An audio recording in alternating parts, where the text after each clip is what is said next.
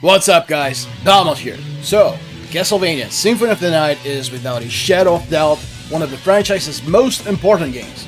Not only it was the first Metroidvania ever, but also it changed the face of almost everything we'd see later on in the franchise itself.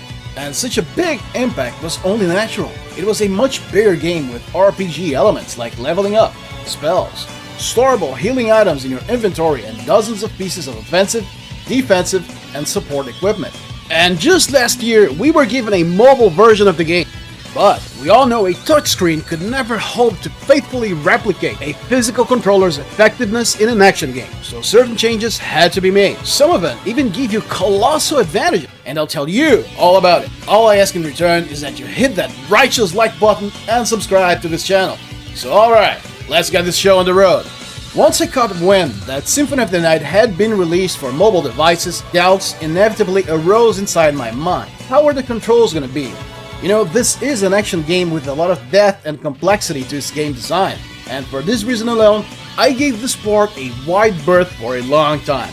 But then, a few days ago, it dawned on me that people are actually starting to look to me for what I think about releases in the series, in the franchise, so I thought, you know what, let's do it, for them.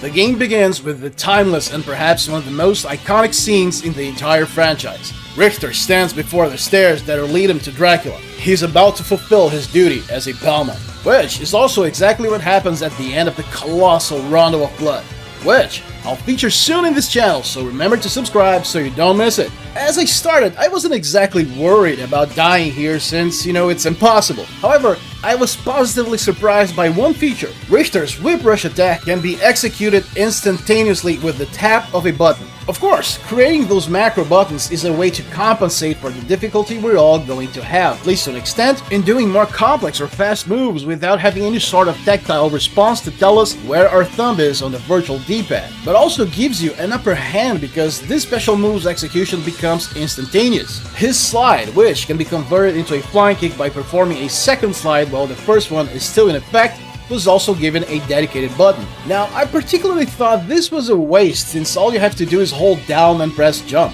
Screwing this up is pretty hard, even on a touchscreen. A much more intelligent thing to do would have been adding the whip uppercut to a macro. It's still easy enough to pull, but it would have made more sense. Now, the battle against Dracula is, already easy enough as it is, but with the instant chain rush, it becomes almost trivial.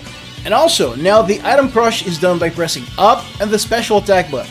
While I had a good and easy time with Richter, this was far from enough for me to draw any sort of conclusion about this port as a whole. I still had Alucard's story to play, and that's where the bulk of this game's complexity lies, so enter the Tragic Prince.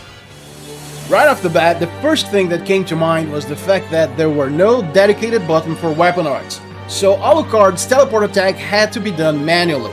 Which is no big deal, to be honest. A quarter circle forward isn't hard to do on the touchscreen, nor was one of the game's most basic spells, which is the Fireball. All you have to do is step up before pulling the quarter circle forward plus attack. So far, things were going well enough, and I wasn't exactly feeling severely handicapped in comparison to people playing on physical controllers. The same went for three other spells: the Summon Spirit, which is back, forward, up, and down, and the Tater Spirit, which is hold up and then half circle down towards the direction you're facing. They're all pretty easy to pull as well. The same goes for the Dark Metamorphosis, which is half circle from back to front using up instead of down. The real problem here is the Soul Steal.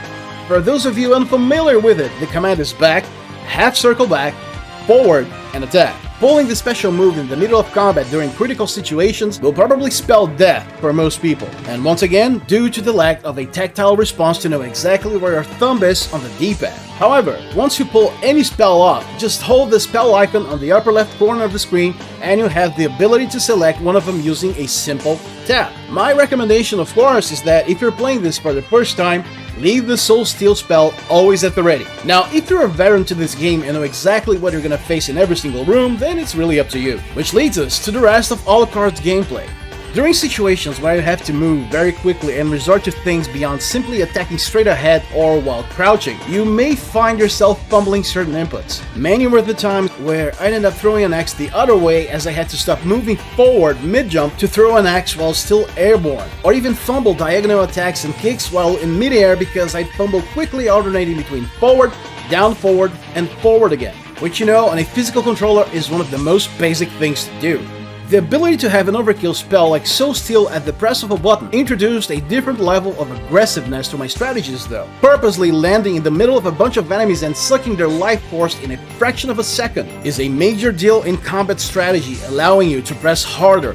Now, I didn't go as far as beating the game. This isn't a Symphony of the Night review. However, being knowledgeable of the game, I played until I had met enough different enemies, bosses and areas to put together this review.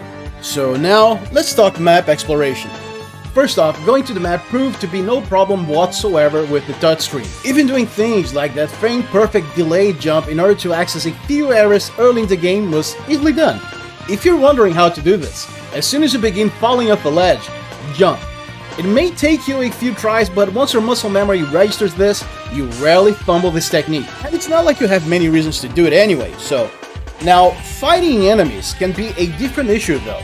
Like I mentioned earlier, more refined series of rapid inputs can and probably will prove troublesome to pull flawlessly, so if you're fighting a group of enemies that will attack you from many different directions, chances are you will get hit a few times.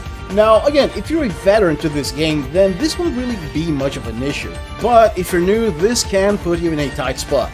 Taking it up a notch, let's talk bosses. It gets a little more complex here because there's a few ways you can go about them. If you're gonna spam spells, the instant spell system will make him a bigger cakewalk than many of them already were. And there's dogs barking on the neighborhood. God damn it. However, if you are anything like me, you probably exercise a self-imposed disadvantage of sorts. I'm talking about not spamming spells or even using them altogether. And the fight against the doppelganger is one of the most dynamic ones. Just look at how I fared on it.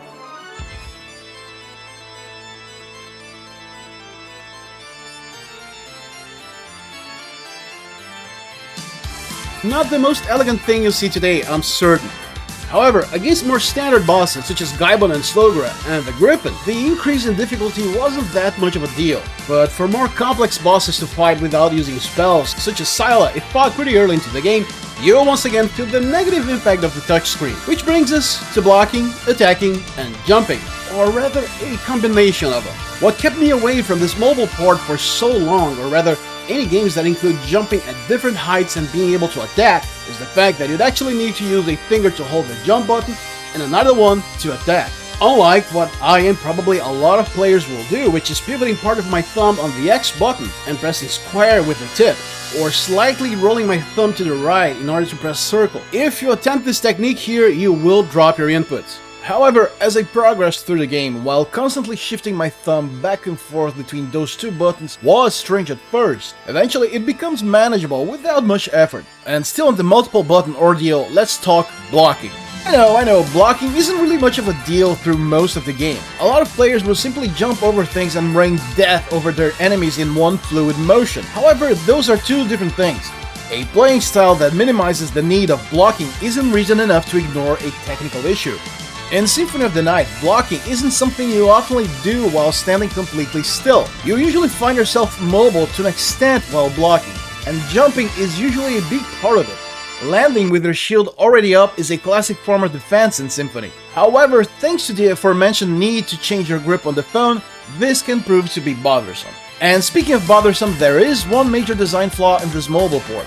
Two, actually, and they're related.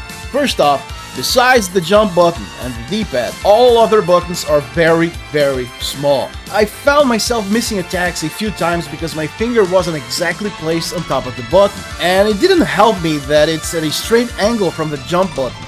Now one might think, well, you can probably head over to the menu and reposition the buttons wherever you want, right? And even change their sizes. And the answer is no, unfortunately not. Which leads us to another problem. And to better elucidate it for you, my dear audience, I decided to use a few handheld systems I have. Here's the PSP, the Nintendo DS, and my recently acquired 3DS, which I'm spoiling for good games for, so let me know your favorite ones outside the Zelda, Mario, Pokemon franchises. I really don't care much about them. Now, getting back to those handheld systems, can you tell me what they all have in common? Yep, you guessed it. Button placement. It's both a matter of comfort and weight distribution. And by the way, if you have a 3DS, then consider getting this grip accessory for it. It will be impractical fitting the 3DS in your pocket, but for in-house sessions, it's a must. Having all of the buttons at the base of the screen changes the way you grip your device. If you're watching a video, then there's not a whole hand muscle activity going on, and you can grip it pretty much any way you want. When gaming, however, you'll begin feeling the effects sooner than you'd like. And while we're at it, being able to set multiple spells or transformations on a customizable control scheme would have both improved your playing ability and piss easy to implement. Which leads us to the total impossibility of pulling certain tactics, like performing a bat rush, which can now be done at a button's press, quickly morphing into mist before the attack ends, morphing back to the bat, and pulling another rush. This tactic is done to cover a lot of ground very quickly while still remaining airborne and not losing altitude. In here, that's a no-go. Now, to brush up quickly on the menu side of things, it's pretty simple and functional. And even though the menu itself looks like a rush job, the original one, to put it mildly, wasn't the greatest thing on earth. It's functional. So, in the end, what's my final take on all of this? After all, I did hit you with a lot of information.